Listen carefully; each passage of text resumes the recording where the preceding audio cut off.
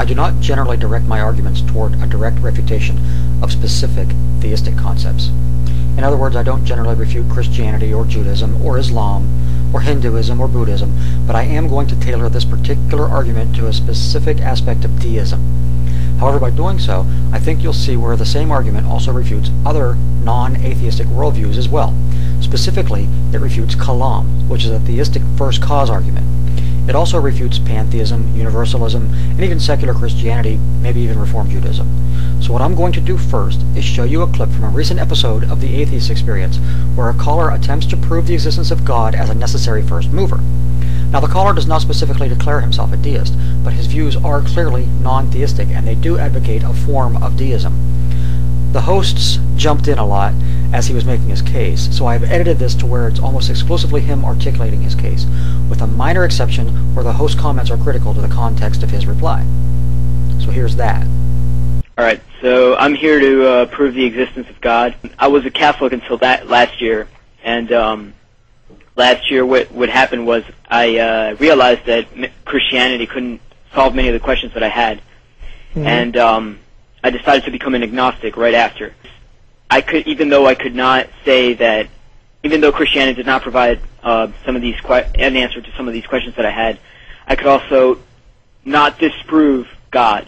By definition, being an atheist would mean that I would have to disprove God. For my proof, I came across this idea after reading up on some books on philosophy, including Immanuel Kant, which basically introduced me to the whole idea of utilizing a priori knowledge to find truths on top of truths.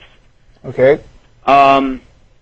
Basically, what my proof consists of is analyzing the fact that everything that we can say, everything that happens in this universe, or everything that happens in existence, happens for a cause. We can say that a priori, everything has a cause. That means that every cause there is has to have been preceded by another cause.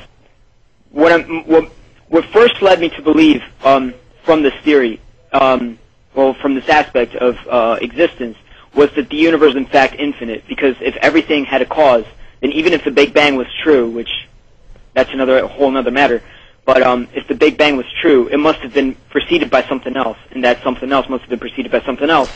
And what that first led me to conclude was that the universe was in fact infinite without possessing a beginning.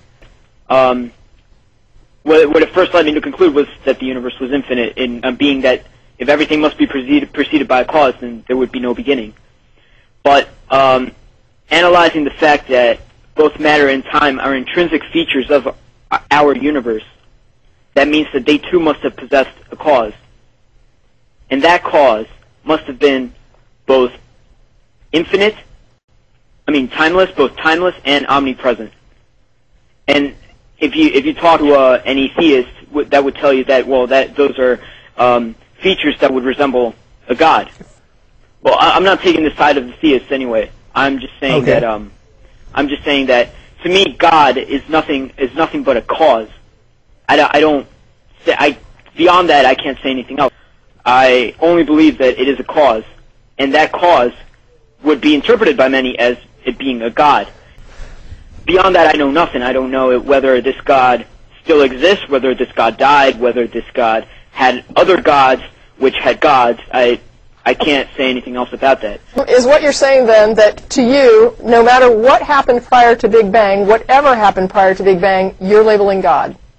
So, for example, if the example I brought up of a metaverse outside of the universe happens to be the correct explanation, you could just slap the label God onto that metaverse, and whatever it is, even if it's just like one particle that set off a chain reaction, you would call that particle God. I label God as whatever gave rise to our universe. What I'm saying is the cause of the universe, the cause of our universe, must have been both timeless and omnipresent. The thing is, I believe that my theory is being based on empirical truths, and I don't believe that any other thing that can be called God as I'm being faced with, like a pencil or any of these other things that we talked about. I don't think that those are based on supreme truths, universal truths, the supreme truths about our universe. Well, I mean, anybody can call anything God, I guess, and then say, I believe in God. I don't think we need to know the answer to what preceded the universe, because outside of time, there's no preceding. Existence just doesn't end with our universe.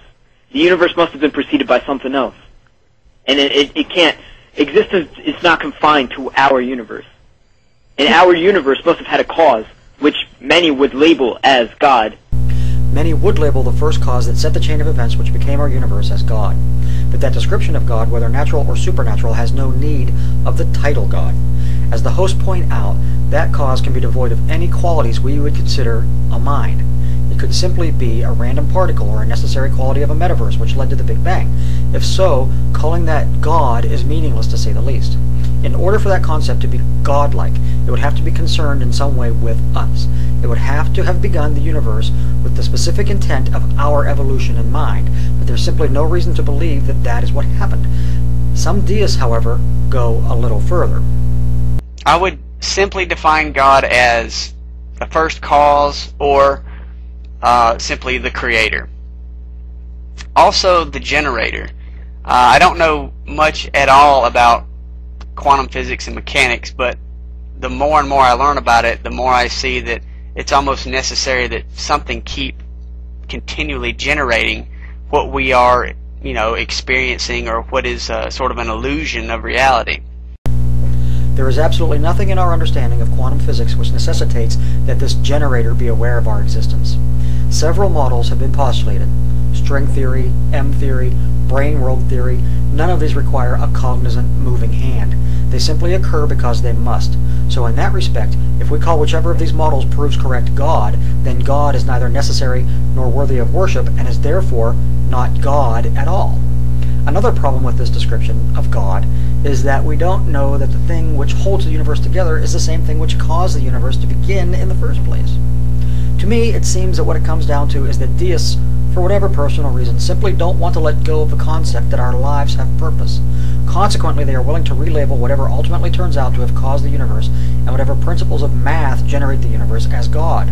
But the only godly qualities this concept of God holds are strictly in the deist's personal mind. In real terms, and for purposes of discourse, they are fundamentally meaningless. Thank you.